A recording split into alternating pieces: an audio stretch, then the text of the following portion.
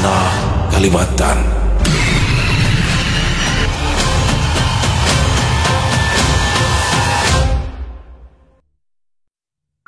Langit sudah gelap ketika terdengar suara keramaian.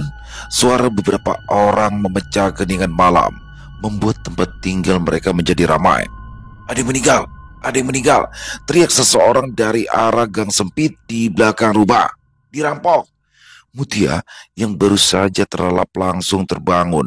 Dadanya berdebar keras. Dia langsung terduduk di atas kasur. Suara itu terlalu jelas untuk dianggap mimpi. Kepalanya terasa berat. Denyutan nyeri menjalar ke pelipis karena bangun tiba-tiba. Begitu membuka pintu depan, udara dingin menyambutnya.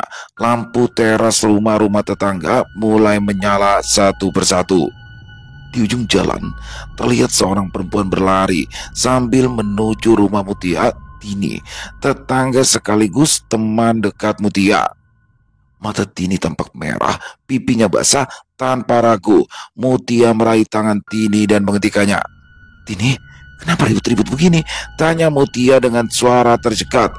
"Lakinya Erma meninggal," ucap Tini lagi, kali ini dengan suara gemetar. "Tadi ada yang melihat mayatnya di parak sawah. Motornya juga hilang, kedada di sana." "Astagfirullah," bujur Tin. Mutia mengelus dadanya perlahan, sulit untuk percaya dengan apa yang baru saja didengarnya. "Ayo, lihati seorang ke sana. Kalau masih belum percaya." Tini menarik tangan Mutia dengan paksa. Tanpa sempat berpikir, Mutia terpaksa mengikuti langkah Tini cepat. Mereka menyusuri jalan setapak, menuju ujung kampung, melewati rumah-rumah yang lampunya mulai menyala, memecah gelapnya malam. Sepanjang jalan, terdengar suara para tetangga yang juga ikut keluar rumah setelah mendengar keributan tersebut. Beberapa di antaranya membawa senter, lainnya hanya berani mengintip dari balik tirai jendela. Begitu tiba di ujung kampung yang langsung berbatasan dengan area persawahan, Mutia melihat kerumunan warga telah memenuhi pematang sawah. Senter dan cahaya lampu kendaraan menyinari sekitar. Di dekat parit kecil, sebuah garis polisi sudah membentang memisahkan warga dari lokasi kejadian. Aroma lumpur dan sisa rumput yang diinjak-injak memenuhi udara. Mutia berhenti di antara kerumunan, matanya mencari sesuatu apapun yang bisa menjelaskan kebenaran kabar tersebut. "Lihat, sudah ada polisi," sentak Tini sekali lagi. "Tidak mungkin aku bakar rumput masalah kayak ini." Beberapa polisi memang tampak mondar-mandir. Satu orang mengenakan sarung tangan lateks berdiri di dekat pohon pisang. Tidak jauh dari sana, mobil ambulans putih berdiri dengan pintu belakang terbuka. Beberapa menit kemudian, dua petugas medis perlahan mengangkat sebuah kantung jenazah berwarna hitam dari atas tandu. Mereka berjalan pelan, menuruni pematang. Kantung itu terlihat besar dan berat. Mutia menahan nafas, tangannya menutup mulut, matanya basah. "Benar, korbannya si Rasid," bisik seseorang di sebelahnya. "Katanya sih iya," sahut yang lain. "Lagi pula, siapa lagi selain Rasid yang pulang bekerja malam-malam begini?" Mutia berdiri mematung, tubuhnya berguncang hebat. Dia sampai tak bersuara sambil terus memegangi lengan Tini yang juga membeku. Suasana di sekeliling terasa menakutkan sekaligus menyeramkan. Tidak ada yang berani bicara keras-keras, semua merasakan duka yang sama. Ketika ambulans mulai bersiap meninggalkan lokasi, sebagian warga juga mulai bubar pergi dari tempat tersebut. "Istrinya sedang hamil, Tin," bisik Mutia pelan, seolah-olah dia sendiri yang kehilangan suami. Tini mengangguk, air matanya kembali menetes. Usia kandungannya sudah 7 bulan. Setelah sekian lama mereka menunggu kehadiran seorang anak. Suara ambulans yang melaju pelan meninggalkan lokasi menambah sesak suasana. Mutia menoleh ke arah kendaraan, membayangkan tubuh suami Erma yang terbujur kaku di dalam kantung jenazah. Rasanya tidak adil sama sekali. Siang kemarin, Erma masih mengirimi mereka foto hasil USG terbaru bayinya perempuan sehat, aktif, dan sekarang dia harus kehilangan suaminya. Sore harinya, rumah orang tua Erma dipenuhi pelayat yang ikut berduka. Suasana rumah sederhana itu berubah ramai. Suara isak tangis terdengar dari ruang tengah tempat keluarga menanti kedatangan jenazah dari rumah sakit. Begitu ambulans berhenti di depan rumah, puluhan pasang mata memandang dengan penuh kesedihan. Dua petugas mengangkat jenazah yang sudah dikafani. Di belakang mereka, seorang perempuan muda jatuh tersungkur. Dia adalah Erma, istrinya Rashid. Astagfirullah, Erma, cepat diangkat. Ya, berarti anak Allah. Mudah-mudahan kada apa-apa anaknya. Tetangga Riurda membantu Erma untuk bangun. Sabar ya, Ma.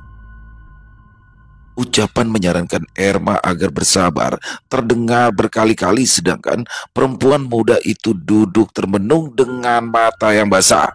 Ibunya Erma bergegas menghampiri putrinya, disusul oleh Mutia dan Tini yang juga segera membantu menenangkan. Akan tetapi, kalimat penghiburan seperti apapun tak bisa mengatasi duka yang dirasakan oleh Erma.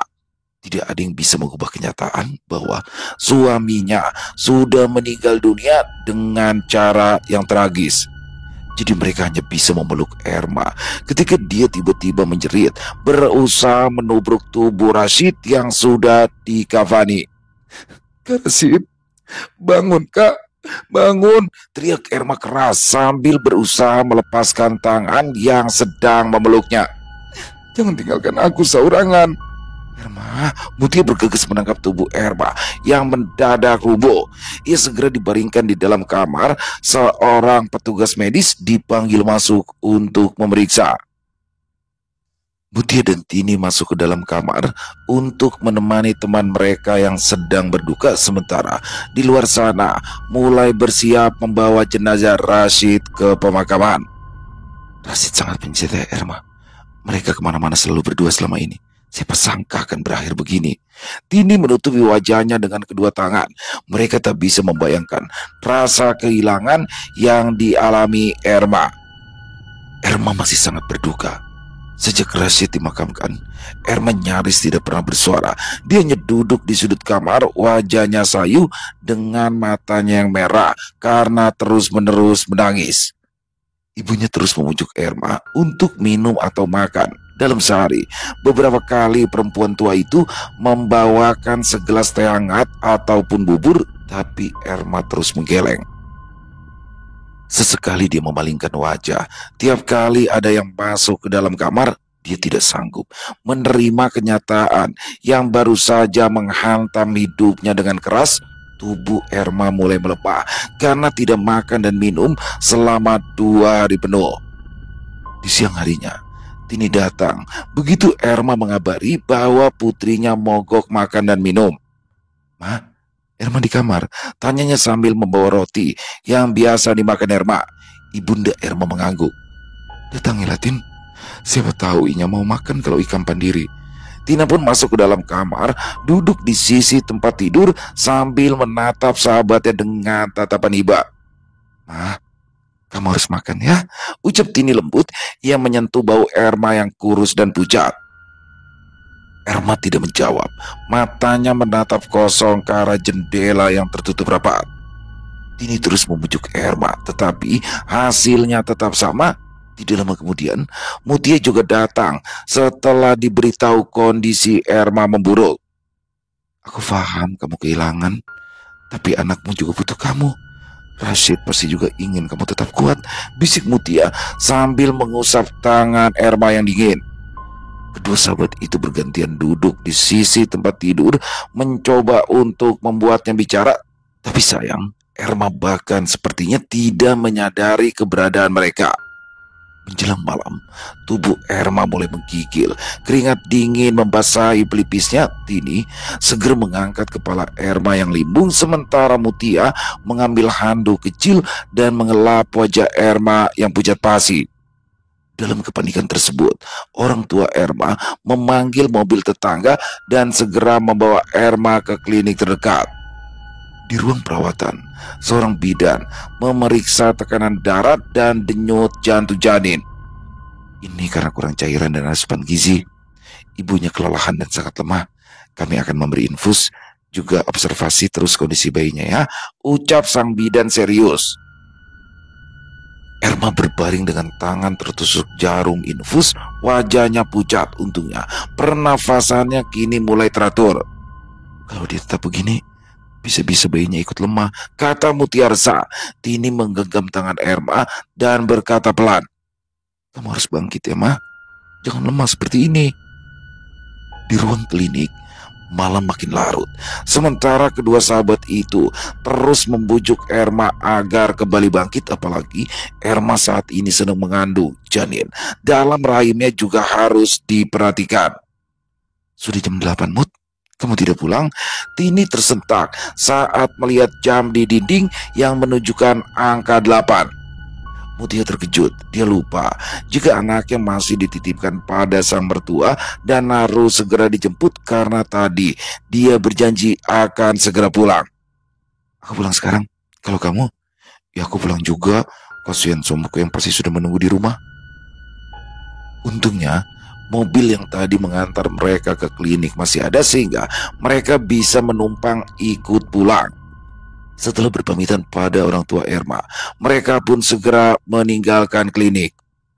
Sudah hampir tengah malam ketika Mutia pulang dari rumah mertuanya, Cici, anak Mutia, ingin menginap di rumah sang nenek sehingga dia terpaksa kembali seorang diri.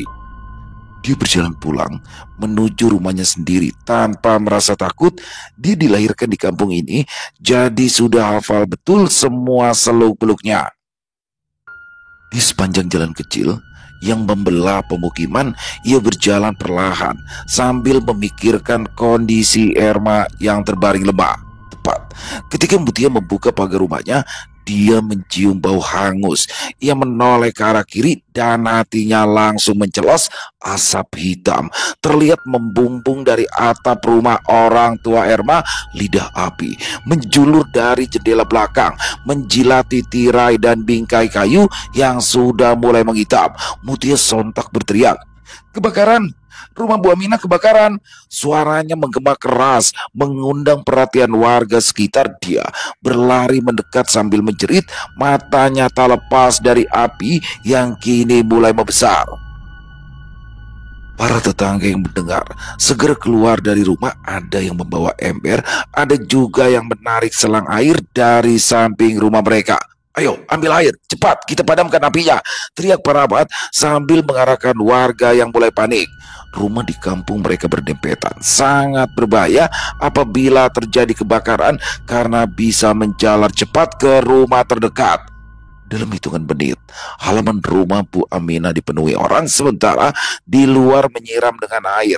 Ada juga yang nekat menendang pintu agar bisa masuk dan mencoba memadamkan api dari dalam. Tapi api sudah terlanjur menyebar ke seluruh ruangan. Asap tebal membuat mereka semua yang mendekat harus menutup hidung dan mata. Suara kayu terbakar terdengar nyaring diselingi letupan kecil dari dalam rumah. Mutia berdiri di pinggir jalan, menyaksikan musibah itu dengan mata terbelalak. Dia tidak mengerti kenapa rumah orang tua Erma bisa terbakar sedangkan mereka sekeluarga sedang berada di rumah sakit. Tidak lama kemudian, suara sirine pemadam kebakaran terdengar dari kejauhan. Satu mobil pemadam berhenti tepat di depan rumah. Para petugas pun langsung menyambungkan selang serta menyemprotkan air ke arah api yang masih menyala. Tapi sayang, api telah lebih dulu memakan hampir seluruh bangunan.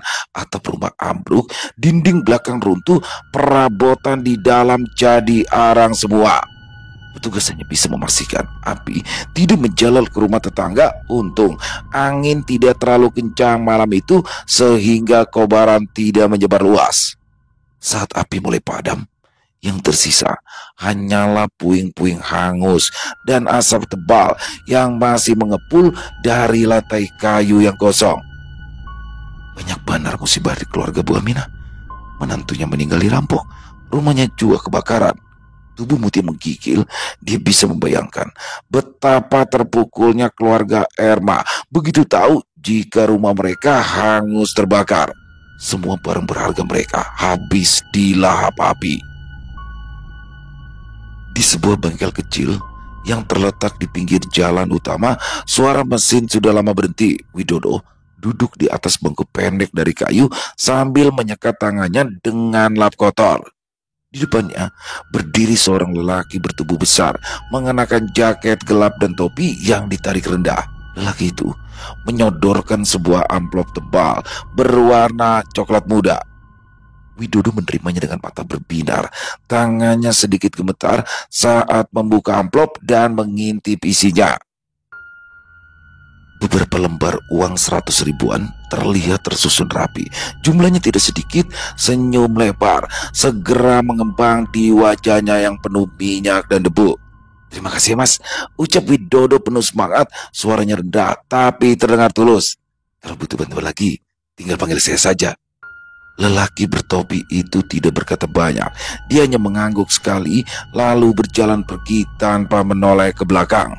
Langkah kakinya menghilang ditelan deru kendaraan yang melintas jauh di jalan utama. Widodo tidak tertarik untuk melihat lebih jauh. Dia masih duduk di tempatnya sambil sesekali tertawa kecil sendiri. Tangannya menggenggam erat amplop, lalu segera berdiri dan menyimpannya di dalam tas ransel. Wajahnya tampak sangat puas karena semua kerja kerasnya selama ini telah terbayar lunas. Sementara itu di tempat lain, Tini duduk di pinggir ranjang sambil memeluk bantal kecil. Rumahnya gelap gulita karena pemadaman listrik yang terjadi sebagai imbas dari kebakaran yang melahap rumah orang tua Erma. Satu-satunya sumber cahaya hanyalah lilin kecil yang ia letakkan di atas meja. Matanya terus melirik ke arah pintu. Suaminya belum juga pulang, padahal biasanya jam segini sudah duduk bersamanya di ruang depan. "Kemana sih dia? Tega benar membiarkan aku sendirian," gumam Tini sambil mendengus jengkel. Suaranya terdengar kesal. Dia melangkah ke arah jendela, membuka sedikit tirai berharap ada cahaya motor di kejauhan, tapi jalan kecil di depan rumahnya itu sepi, tidak ada bayangan orang lewat di sana. Apa dia mampir ke warung kopi lagi, menemui Laila Jabla itu? Oh saja, kalau benar dia ke sana. Gerutu Tini, kedua tangannya terkepal membentuk tinju saat membayangkan sang suami pergi ke warung kopi untuk menemui pelayan cantik di sana. Dia kembali ke ranjang sambil bersungut-sungut jengkel. Tini mulai merasa ngantuk ketika terdengar suara lolongan anjing dari kejauhan. Tini membuka mata lebar-lebar. Dia berusaha menajamkan telinga. Lolongan anjing terdengar lagi, kali ini jauh lebih dekat. "Anjing siapa berisik malam-malam begini?" desisnya sambil menarik selimut hingga ke dada. Ternyata suara lolongan anjing itu semakin keras. Sepertinya ada beberapa ekor anjing yang saling bersahutan. Tini bersembunyi di balik selimut karena bulu kuduknya berdiri. Merasakan ada yang aneh, dia semakin ketakutan. Ketika lilin kecil di meja itu bergetar, apinya mengecil seperti tertiup angin, padahal semua jendela tertutup rapat. Tini diam, tak berani bergerak. Ada perasaan takut dan tidak nyaman yang menggelayut di dadanya. Dia tidak tahu mengapa, tapi malam itu terasa lebih menakutkan dari biasanya. Beberapa puluh menit kemudian, Tini berguling gelisah di ranjang. Selimutnya sudah berantakan dengan keringat dingin membasahi leher serta punggungnya. Udara di kamar terasa panas dan bengap, membuat nafasnya sesak. Dia menghela nafas, lalu memutar badan menghadap dinding. Baru saja matanya terpejam sejenak, suara berat seperti geraman terdengar samar dari arah luar kamar. Tini langsung membuka mata, tubuhnya menegang saat berusaha memastikan apakah suara itu hanya hayalannya saja. Tetapi tidak lama kemudian terdengar suara anjing yang menggonggong keras, diikuti suara cakaran di tanah dan lolongan dari arah samping rumah. Suaranya datang dari dekat, seolah-olah anjing-anjing itu berada tepat di bawah jendela kamarnya. Jantung Tini berdegup semakin kencang. Ia duduk perlahan, menarik selimut hingga ke dagu, meski tubuhnya sudah basah oleh keringat. Jangan-jangan ada maling, pikir panik. Ia menoleh ke sekeliling kamar, mencari benda tajam atau apapun yang bisa ia gunakan untuk berjaga-jaga. Pada akhirnya, dia meraih sebuah palu yang kemarin digunakan Tini untuk memasang figura foto. Untung aku masih meninggalkan palu ini di sini, pikir Tini sambil berjalan mengendap-endap mendekati jendela. Dia menjebak tirai, membuat celah kecil di samping sehingga bisa mengintip keluar. Pandangannya menyapu pekarangan depan yang hanya diterangi oleh cahaya bulan. Kemudian jantungnya serasa berhenti berdetak. Tidak jauh dari sana berdiri seorang lelaki, tubuhnya membelakangi jendela tempat Tini sedang mengintip. Mata Tini yang mulai terbiasa dengan kegelapan melihat lelaki mengenakan baju lengan panjang gelap, celananya kusut, sedangkan kepalanya sedikit menunduk ke depan. Tini menahan nafas, ingin rasanya ia berteriak maling, tapi saat membuka mulut hidungnya diserang bau menyengat. Bau tersebut menembus celah jendela, menusuk hidungnya sehingga dia hampir muntah. Tini menutup hidungnya spontan demi menahan boal. Matanya masih menatap sosok lelaki asing yang tidak juga bergerak. Sementara anjing-anjing itu masih menggonggong, tetapi tidak satupun dari mereka berani mendekat. Firasat Tini menyuruhnya agar segera melangkah mundur dari jendela, tetapi dia bersikeras untuk terus mengintip lebih lama. Dalam hati, dia berdoa cepat-cepat suaminya pulang. Apapun itu di luar sana, aku tidak ingin menghadapinya sendirian. Seluruh otot di tubuhnya menegang ketika sosok lelaki misterius itu mulai bergerak perlahan. Bahunya yang semula membelakangi kini berputar pelan. Tini mematung karena takut bercampur penasaran. Langit mendadak terang karena kilat yang disusul oleh suara petir memekakan telinga.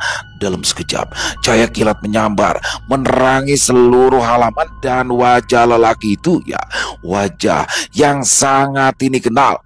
Rashid, bisik Tini. Kedua kakinya terasa lemas. Mata Rashid menatap lurus ke jendela tempat Tini berdiri. Tatapannya bukan lagi mata seorang suami penyayang seperti yang dikenal Tini semasa hidupnya. Mata Rashid kini dipenuhi kebencian yang membuat Tini terengah-engah trauma. Kulit di sekitar lehernya robek, meninggalkan bekas tanah dan lumpur yang masih menempel. Rambutnya kusut dan kaku karena darah yang telah mengering. Tini menutup mulutnya dengan kedua tangan agar tidak berteriak. Firasatnya mengatakan Rashid akan membunuhnya kalau ia sampai bersuara. Sekujur tubuh Tini menggigil hebat. Bola matanya melotot tanpa berkedip. Dia tidak percaya atas apa yang dilihatnya. Rashid sudah dikuburkan 3 hari yang lalu. Dia sendiri menyaksikan pemakamannya, bahkan ikut menangis bersama Erma di samping pusara hingga tak sanggup berdiri. Kilat menyambar lagi, kali ini lebih terang dari sebelumnya sehingga menyinari seluruh halaman rumah. Seiring memudara cahaya, sosok Rashid itu pun lenyap. Tidak ada lagi bayangan tubuh tinggi besar yang tadi berdiri di halaman.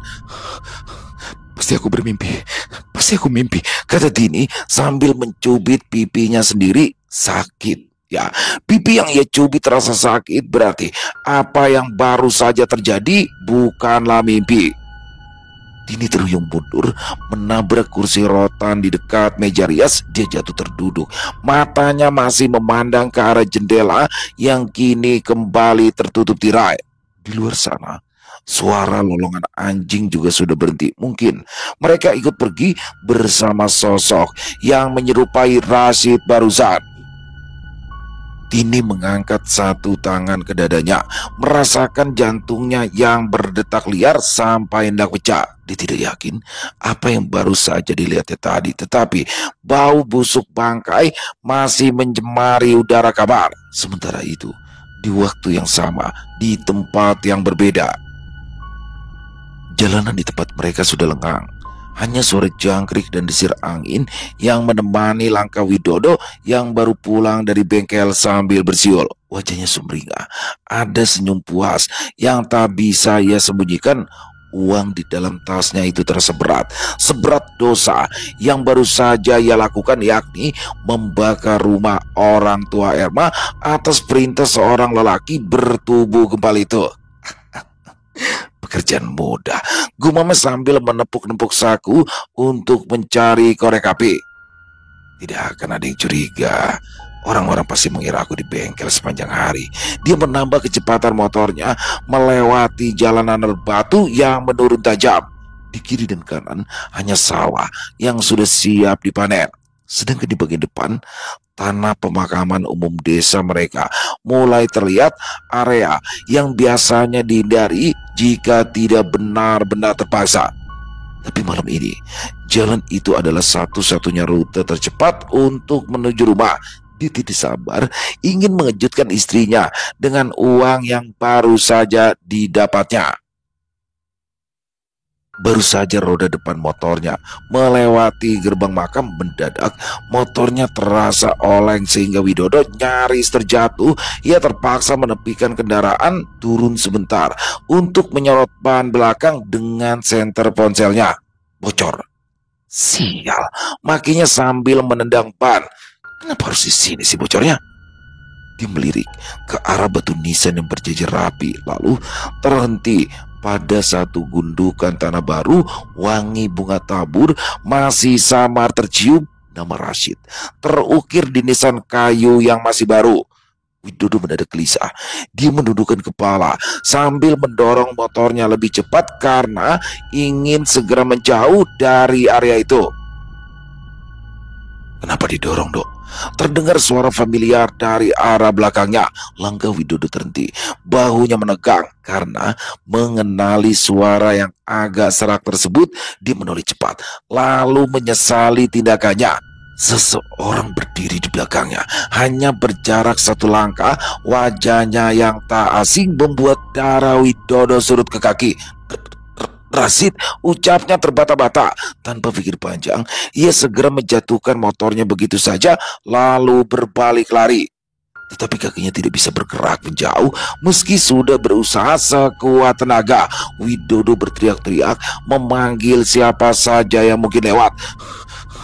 Tolong, tolong. Tentu saja tidak ada jawaban.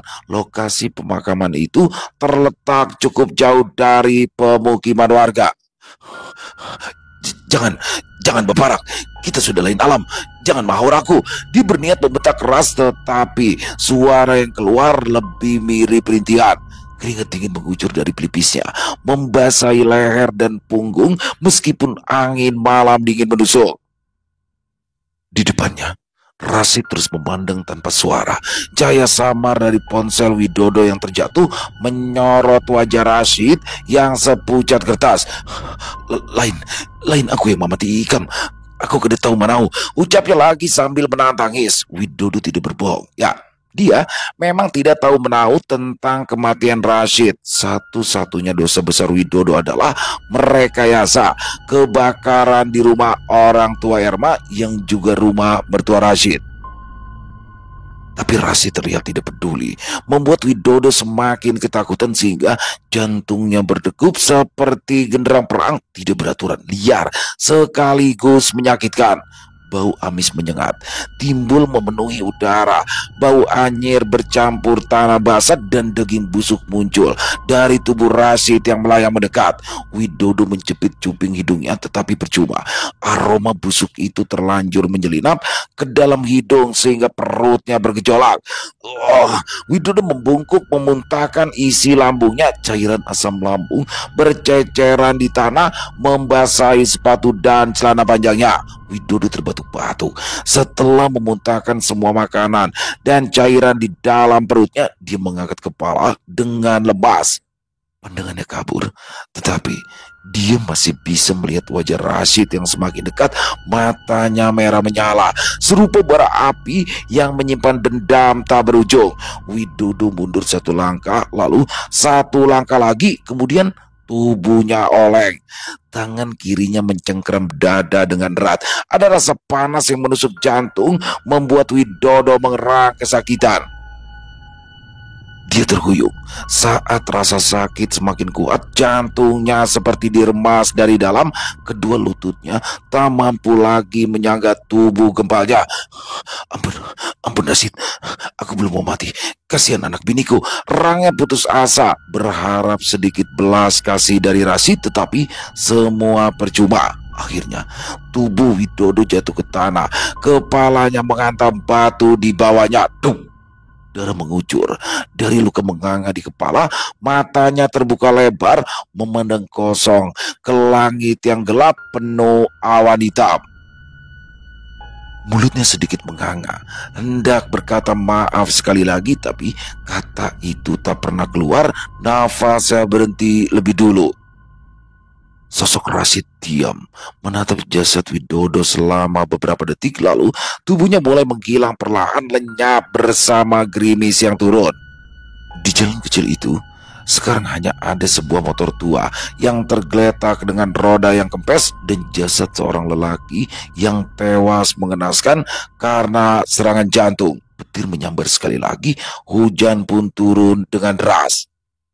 Tok tok tok, yang, bukakan lawang. Hujan turun dengan deras ketika Mutia membuka pintu untuk suaminya. Kenapa baru datang, Kak? Tadi aku harus lembur sebentar, jawab Jaka suami Mutia. Oh, sahut Mutia sambil mencium punggung tangan suaminya. Kenapa kamu lesu? Haid, Jaka memandang heran pada wajah Mutia yang tampak murung. Aku tadi kecapean setelah membantu memadamkan rumah orang tua Erma, ucap Mutia. Hah? Rumah orang tua Erma? Kenapa? Bakaran. Untungnya nggak ada orang di dalam rumah. Semuanya kan lagi ada di klinik. Tapi tetap aja sedih kok. Apalagi suami Erma baru aja meninggal. Jaka menanggalkan jaketnya lalu melemparkan ke atas kursi. Aku pikir kenapa? Ternyata cuma kebakaran, sahut Jaka dingin tanpa menatap istrinya. Mutia mengerjapkan mata lalu terdiam. Bibirnya digigit pelan, menahan emosi yang tak bisa diucap. Ya, dia tahu betul bagaimana masa lalu Jaka dan Erma. Dulu, suaminya itu jatuh cinta kepada Erma, tetapi bertepuk sebelah tangan karena Erma lebih memilih Rashid. Jaka yang patah hati pada akhirnya melamar Mutia. Mutia sadar dia dipilih bukan karena Jaka cinta padanya, tapi karena Jaka butuh pelarian. Jadi Mutia hanya bisa menghela nafas. Dari cara Jaka berbicara, dari raut wajah suaminya saja, Mutia sudah tahu Jaka sedang menikmati kehancuran orang yang dulu merusak hatinya. Dia segera menyalakan lilin di ruang tengah. Listrik masih padam sejak kebakaran tadi. Pian sudah makan? Aku masakkan nasi goreng ya. Masih ada telur dan sedikit sayur. Jaka melambaikan tangan. Sudah, tidak usah repot. Beli saja mie di warung depan. Mutia melirik ke arah jam dinding. Sudah tengah malam, tetapi dirinya tidak punya pilihan daripada Jaka mengamuk karena keinginannya tidak dituruti. Lebih baik Mutia mematuhinya. Dia segera mengambil dompet dan mengenakan sandal. Hujan belum reda sehingga dia harus menggunakan payung. Aku ke warung Paman Anang dulu. Mudah-mudahan dia mau membuka pintu, ujarnya. Untung paman yang baik hati itu membuka warung, jadi Mutia tak perlu sungkan meminta bantuan di tengah malam begini. Sementara itu, Jaka duduk dengan santai di ruang tengah. Kakinya diselonjorkan ke kursi kayu lain di depannya. Dia menyandarkan punggung lalu menghela nafas panjang. Senyum tipis mengembang di wajahnya. Ada semacam rasa puas yang menjalar dalam hatinya. Setelah bertahun-tahun, akhirnya dia merasa lega setelah melihat kematian Rashid yang mengenaskan. Tapi senyum itu tidak bertahan lama. Lilin yang Mutia letakkan di atas meja entah kenapa goyah, lalu terjatuh. Api kecil itu menjilati kain taplak yang menggantung di pinggir meja. Dalam sekejap, api membesar menjalar cepat ke dinding yang dilapisi kayu tipis. Asap mulai mengepul. Jaka terperanjat. Dasar Mutia Bungul, kenapa inya menandak lilin inggil banar? Teriaknya sambil bangkit untuk memadamkan api, tetapi dia kembali terduduk karena kedua pundaknya ditekan kuat dari belakang. Jaka memberontak kuat. Hanya saja tangan yang menekan baunya itu juga sangat kuat sehingga perlawanan Jaka tak berarti apa-apa. Sudah puas. Terdengar suara berat dan parau tepat di belakang telinganya. Siapa? Siapa ikam? Bentak Jaka kasar. Dia menoleh ke belakang dengan gusar. Api yang kian besar menerangi sepasang tangan pucat kebiruan yang menahan pundaknya. Lelaki itu berdiri di belakangnya menyeringai. Penuh kebencian padanya. Darah di wajah Jaka seketika lejam. Sementara itu, Mutia melangkah cepat dari warung kecil di ujung gang sambil membawa 2 bungkus mie instan dan sebungkus kerupuk dalam kantong plastik. Pikirannya masih kusut atas sikap Jaka yang jelas masih sangat mencintai Erma. Dia menarik nafas panjang untuk mengusir rasa sesak di dadanya. Rasa cemburu itu mendadak buyar ketika ia melihat semburat merah menyala di kejauhan tidak jauh dari arah rumahnya. Mutia menyipitkan mata ketika dia sadar bahwa api yang membumbung tinggi itu memang berasal dari rumahnya. Paman Anang yang tadinya mau menutup warung segera berlari menyusul keponakannya. Itu rumah Ika, Mut. Mutia tidak bisa menjawab. Paman Anang segera berteriak meminta bantuan pada tetangganya sehingga mereka bergegas keluar lagi. Wajah semua orang tampak tercengang karena tidak menyangka akan ada 2 kejadian kebakaran di malam yang sama. Apalagi hujan baru saja reda. Rumah Mutia kebakaran, saut warga yang juga baru keluar dari rumah. Panggil pemadam, seru Paman Anang. Teriakan Paman Anang segera menyadarkan Mutia. Dia mengerjapkan mata beberapa kali untuk menyadarkan diri, lalu berlari secepat mungkin. Kantong plastik yang berisi barang belanjaan dilempar begitu saja saat ia berlari kencang. Sandalnya terlepas, payungnya pun dilempar tanpa sadar. Langkah-langkah orang lain menyusulnya dari belakang untuk membantu memadamkan api. Kejaka, teriak Mutia sekuat tenaga ketika sampai di depan rumah. Kejaka, asap tebal dan panas membuat nafasnya tersengal. Beberapa lelaki berusaha mendobrak pintu rumah yang separuhnya sudah dilalap api. Warga lainnya menyiramkan air untuk memadamkan api di bagian depan rumah.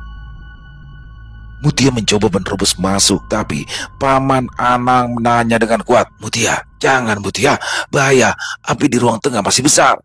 Aku harus menyelamatkan suamiku, Kejaka ada di dalam. Derita dengan air mata membasahi pipi. Bawa Mutia minggir dulu, ujar warga yang lain.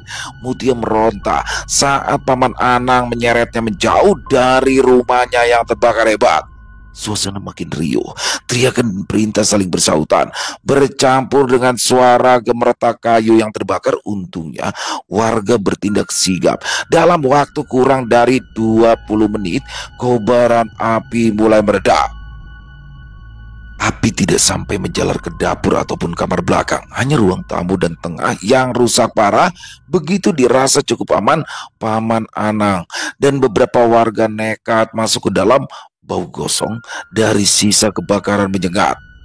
Senter dari ponsel warga menerangi sisa-sisa puing hangus, meja yang tinggal kerangka, dan tembok yang menghitam. Mutia bersikeras untuk ikut masuk sambil terus memanggil-manggil suaminya. Lalu mereka menemukannya. Tubuh Jaka tergeletak di tengah ruangan, tepat di antara puing-puing meja. Sebagian tubuhnya hangus, sisa pakaian melekat di tubuh yang menghitam. Posisi tangannya menutup wajah. Sepertinya dia sedang berusaha melindungi diri dari kobaran api yang datang begitu cepat. Innalillahi wa inna ilaihi rajiun, ujar Paman Mutia sambil merengkuh bahu Mutia yang terduduk lemas. Namun belum habis keterkejutan mereka atas tewasnya Jaka, desa mereka kembali diguncang kabar mengejutkan. Rizky, salah satu pemuda yang baru datang dari kota, muncul tergopoh-gopoh. Dia berteriak nyaring hingga berhasil membungkam keramaian di rumah Mutia. Ada orang mati, ada orang mati di depan kuburan, ada orang mati. Serunya dengan suara parau, sepertinya dia sudah berteriak berkali-kali sampai suaranya habis.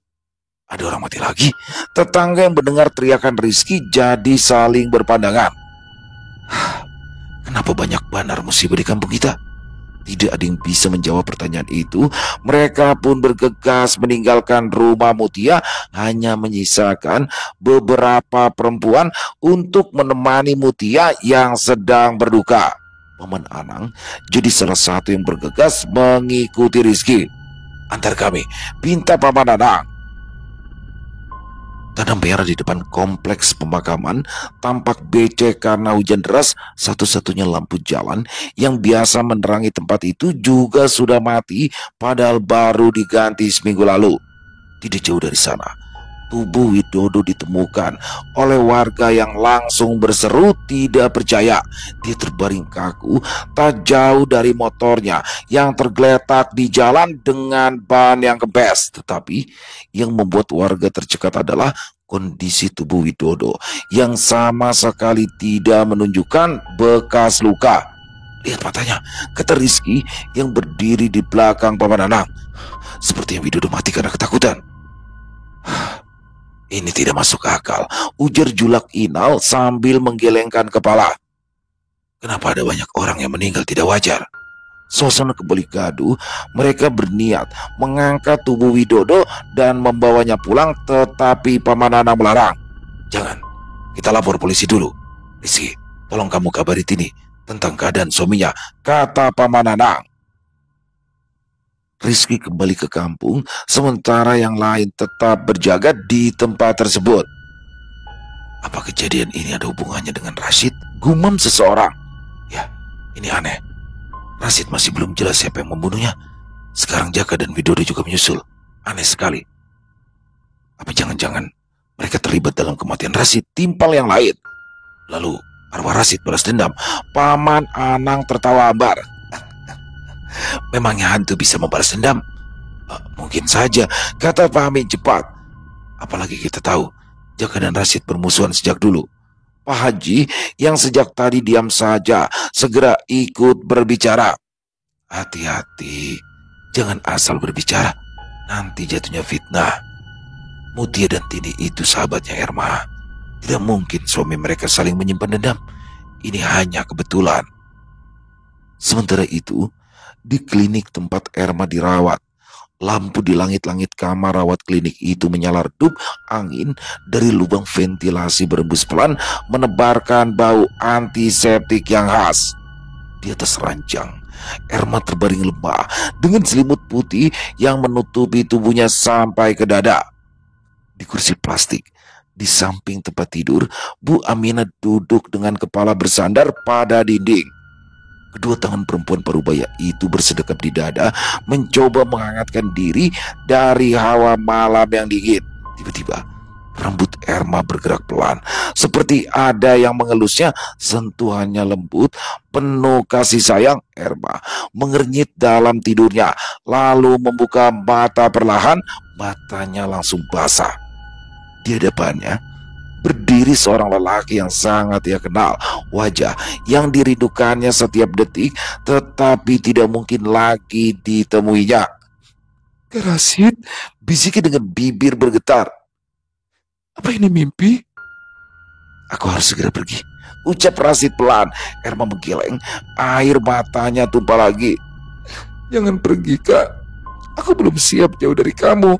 Rashid menunduk sedih, tangannya kembali menyentuh rambut istrinya. Kamu harus hidup dengan baik, meskipun tanpa aku. Ingat bayi kita di dalam rahimmu. Lalu bayangan Rashid menghilang begitu saja. Rashid, Erma bangkit sambil menggapai suaminya, tetapi Rashid sudah pergi. Suara teriakan Erma mengejutkan Bu Aminah. Perempuan tua itu terbangun dengan panik, segera mendekat dan memeluk putrinya. Allah, Erma, kamu kenapa, nak? Erma menangis keras, tubuhnya lemas dalam pelukan sang ibu.